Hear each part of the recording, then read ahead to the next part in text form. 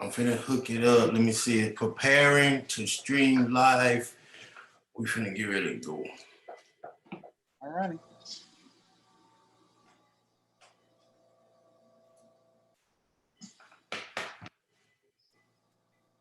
Let me turn my hook it up.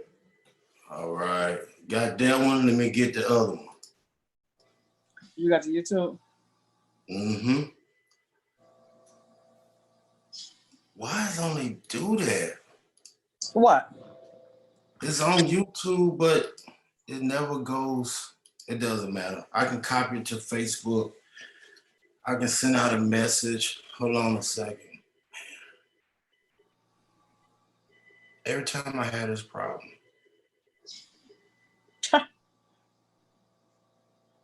That's good you tech savvy because I don't know how to do all that.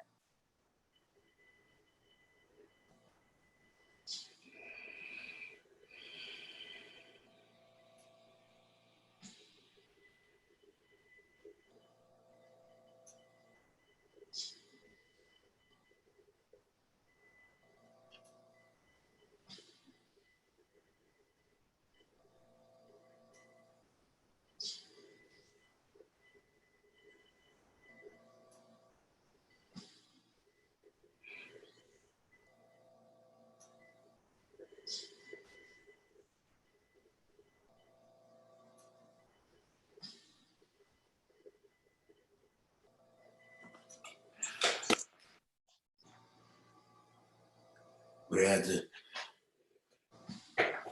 You ready? Yep, I'm ready. Okay, we gonna roll.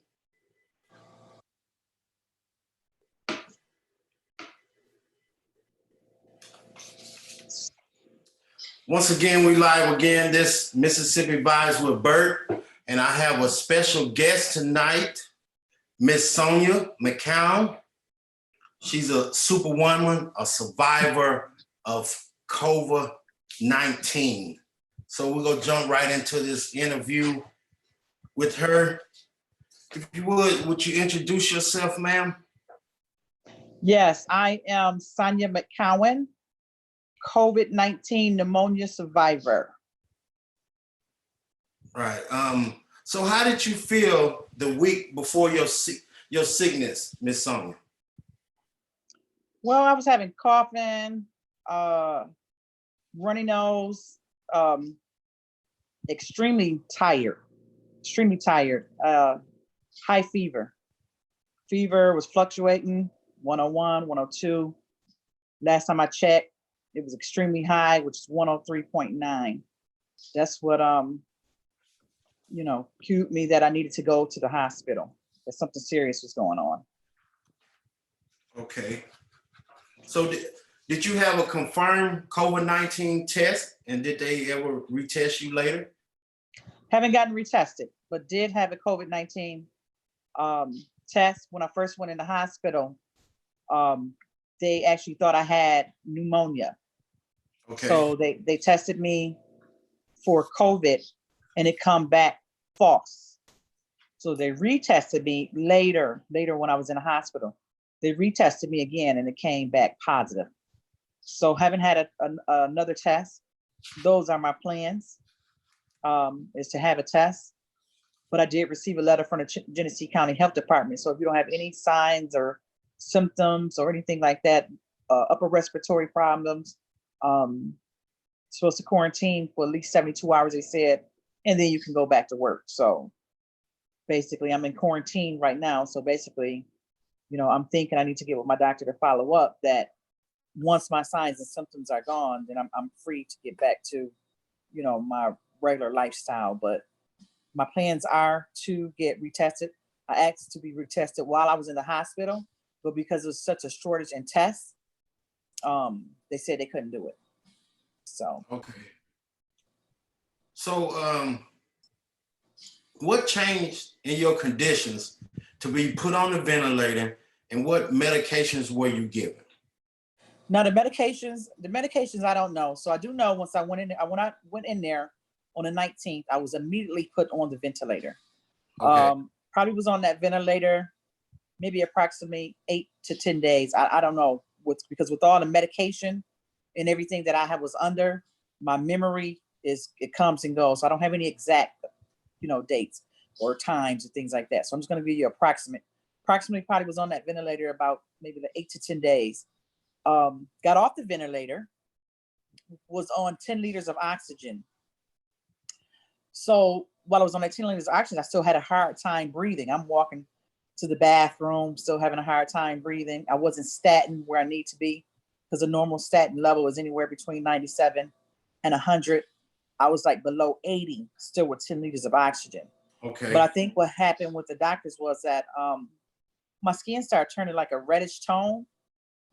And I just started really losing a lot of oxygen again. And then I had to go into the ventilator the second time. So after I got off the ventilator, I asked them what happened. They said that the oxygen was not accepted in my body, that the virus was turning it into carbon monoxide. Wow. Right. So yeah, went under that ventilator again and probably was under there maybe about 4 days. The medicines that I can remember that they were giving me, I know I was in a lot of Lasix, a lot of potassium, antibiotics. All this is running through IV constantly, just get the water off my lungs, to get the infection out of my lungs. I do believe they did give me like some antiviral COVID something that they kind of experimenting with. Was under a lot of pain med, was under a lot of I don't know, the medicine that keeps you sedated. I was on a Foley catheter. I was being tube fed. Like, I was sick. That second time around, my family members had been calling the nurses, and they were crying extremely hard. And they had one nurse had told my dad that your daughter is very sick. I don't think she's gonna make it. Wow. So this was your second stint? That was my second. That was my second one. Yeah, that was on my second one. Okay. Yep.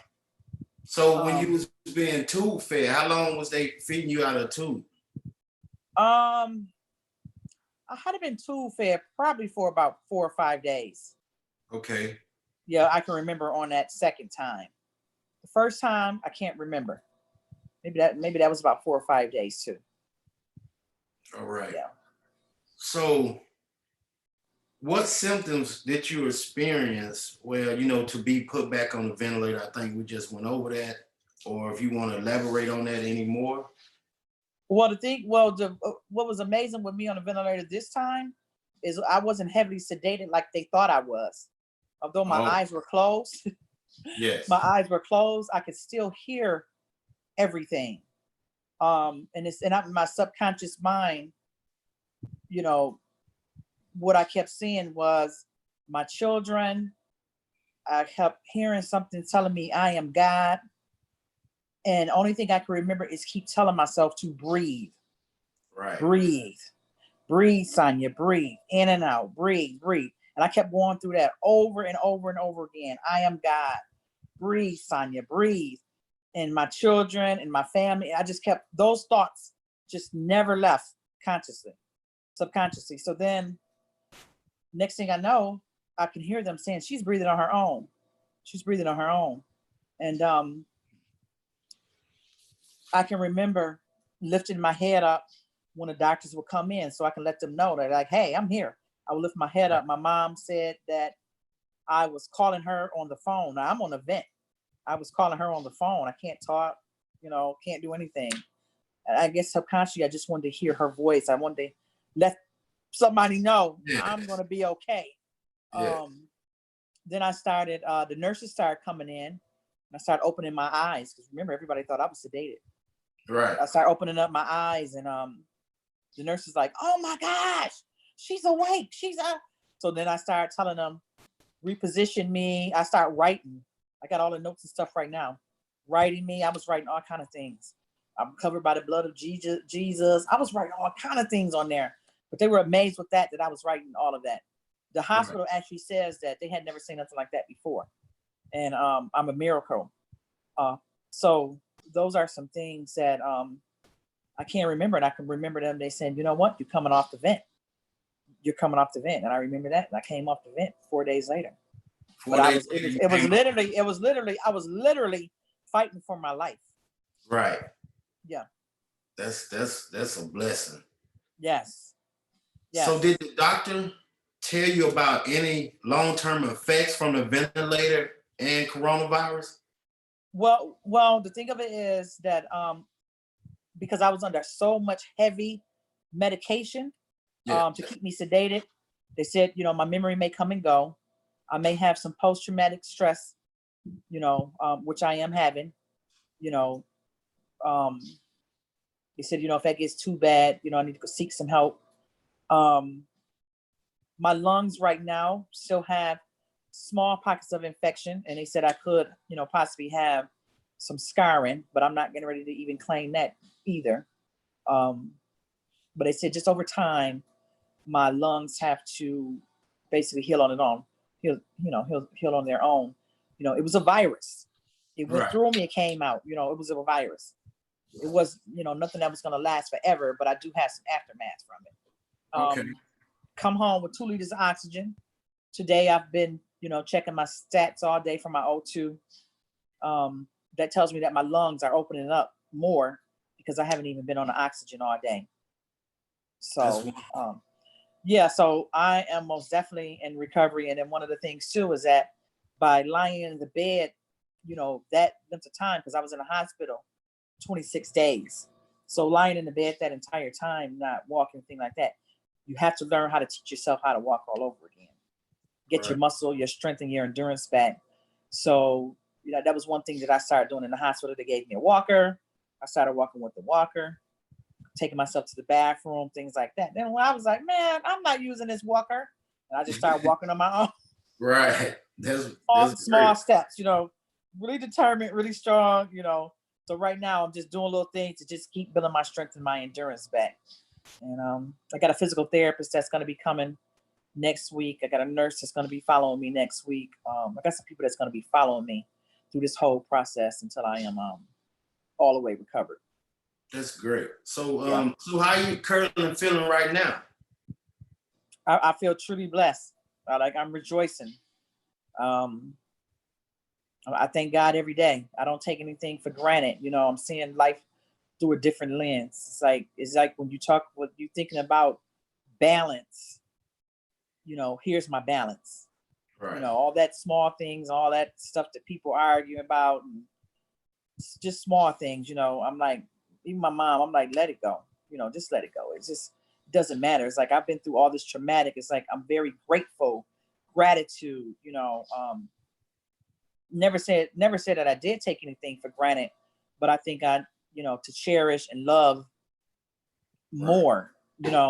And my goal is to, continue to pay forward anywhere I can. That's why I want to get my story out there so I can build this platform for the COVID survivors, so we can continue to pay forward, as far as with research, as far as with, policy procedures with schools, with businesses, because, it's just a different way. It's going to be a different way from here on out. My thing is I'm going to practice this COVID stuff for the rest of my life. So you think with this COVID going on, first of all, I apologize. Could you elaborate a little more about your COVID-19 survival group that you starting and you want to get going?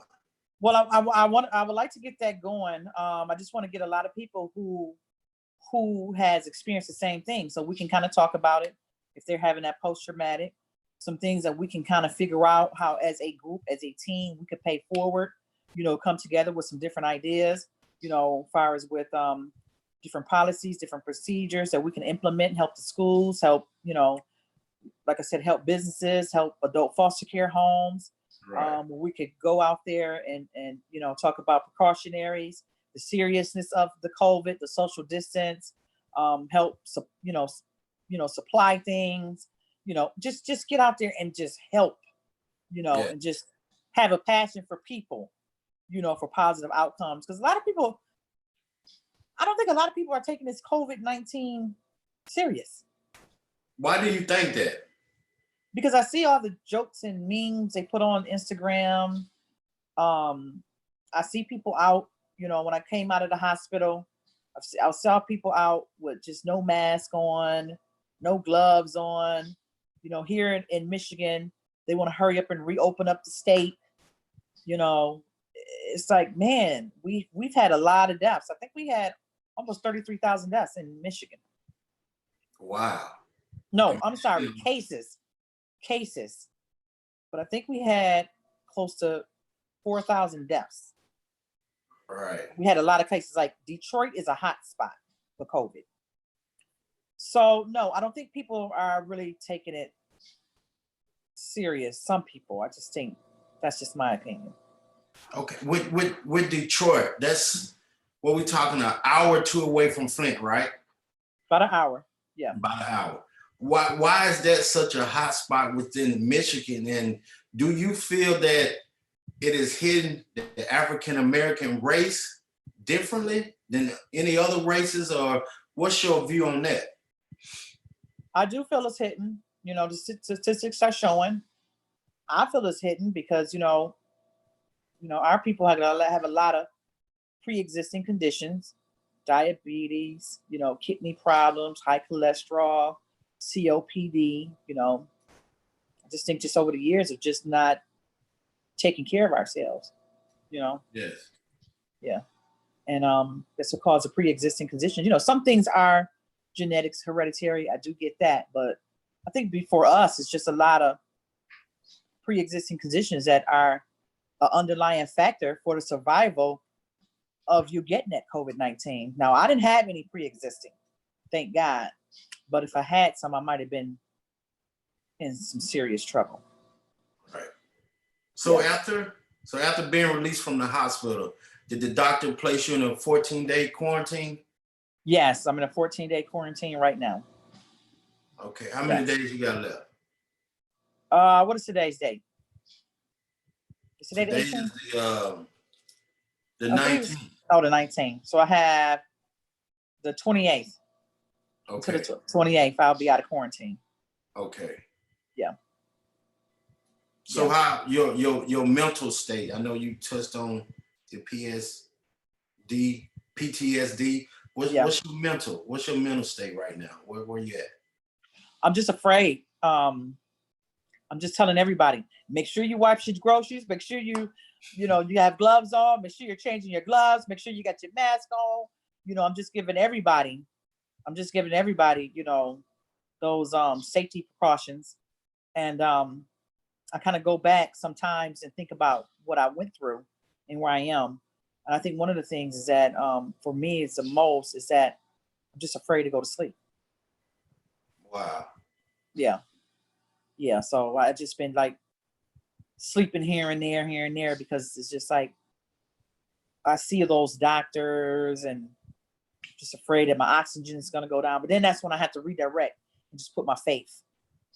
I have to redirect and put it back into my faith in God and say, I'm healed. He brought me here this far. Everything is going to be okay. Everything's going to be okay. So, and then my memory is, it kind of laps sometimes. And then, all those drugs and everything, they're actually coming out because they told me, first 48 hours may be the worst. Because I had a lot of IVs. I had IV in my neck, IV in my arm, all of that stuff pumping through your body. So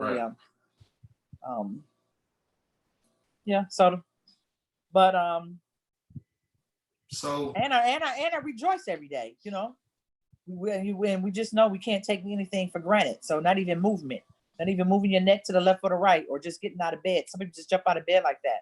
So we can't take nothing for granted in life. Nothing. You just got to cherish every single day. So every moment. Yes, you have to. Right. So let's talk about the importance of hand washing, social distance, faith, and all that. What's your perspective on it? What's your advice? Hand wash your hands every chance you get.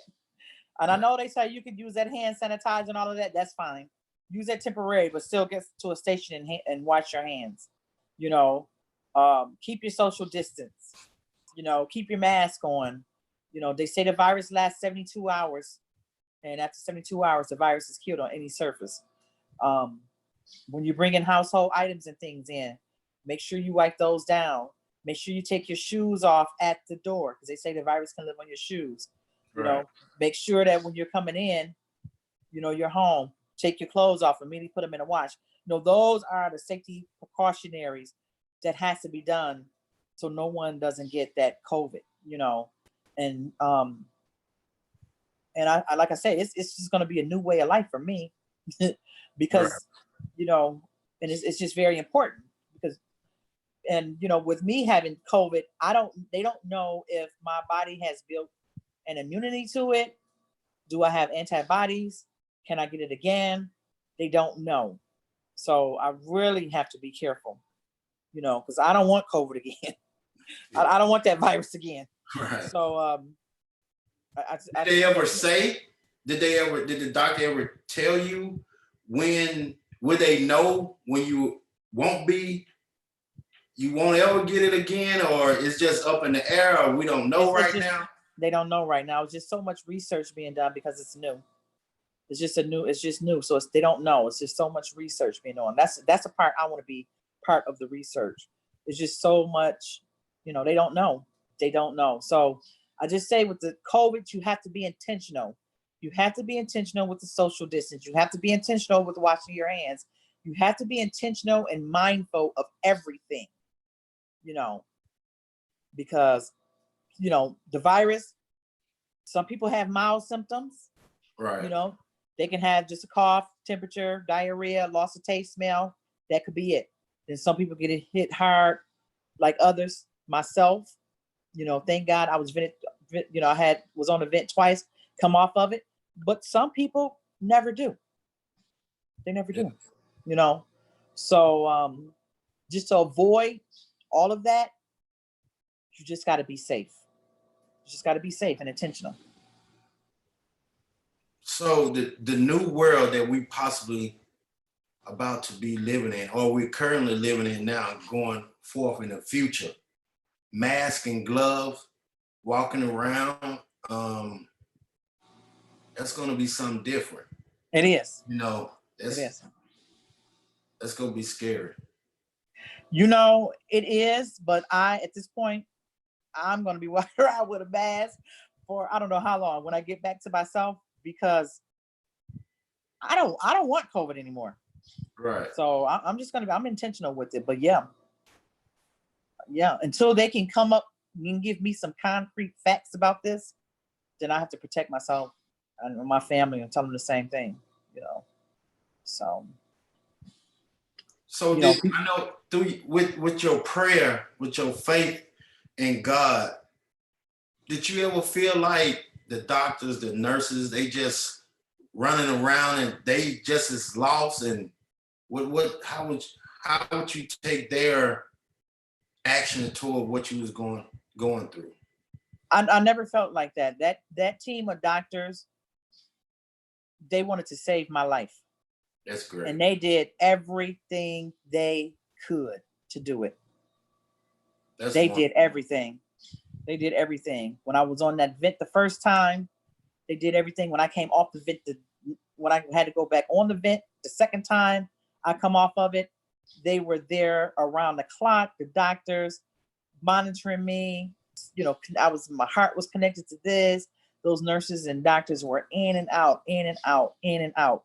They did everything they could to save my life, and they did it. We appreciate them. Yep. So but I just, you know, my story too is to give people hope, you know, because you hear so many bad things about people, you know, are dying from this disease, or actually from this virus. And my thing is just to give people hope, to say, hey, you know, I'm here. You know, I was on that ventilator twice, and I am here. I am here. And I don't know what that team, all the medicine that they use, I don't know, but it was just my faith in God too. Right. My faith in God. Yeah. That's right. So we want to talk about, you have a GoFundMe page. Yes, I do. I have a GoFundMe. a Cash App, and a PayPal. And that's just the GoFundMe is just my name, Sonya McKeown. You can just hit that, Google it, and the GoFundMe just comes right up. My Say it again, PayPal, Sonya, Sonia, and it's McKeown, MC, capital Keown. I can't remember my PayPal and my Cash App because my daughter, she was an organizer for those things. I have it. Okay. The Cash App I is can't the remember. Okay. right. The Cash App is the money sign XOXOLONG. Cash App is the money sign XOXOLONG. PayPal is PayPal.me/Sonya McHale. PayPal is PayPal.me/Sonya McHale. That's great. Anything else you would? First of all, I want to thank you for taking the time out to talk with me so the world could hear your story. I know your friend, our mutual friend, connected us. We want to thank God for her. And you know, you spent time in our hometown, Mississippi, Starkville. Yeah, you're a yellow jacket. Uh-huh. So I just want to thank you, and I really appreciate it. And you know, I will always continue to check on you. And you know, we done started our new friendship, and you know, I will be around. I'm a call or text away. So if anything else you want to say to the people before we end the interview, I just want to thank you first. You're welcome. Yes, I just want to tell everyone who's out there listening, really, really, really, I can't stress it enough about being intentional with being safe, practicing those safety precautionaries out there. Spread the word to your loved ones about the safety. And also keep the faith, prayer, and just know that there is, you know, a survivor out here that beats COVID. I beat COVID, and tell everyone that. So when you think about a sad story, think about a happy one, and that's me. Thank you for your time. I check on you. Thank you again. God bless you. You're welcome. All right. Have a good evening. Okay, you too. All right. All right. Bye-bye. Bye.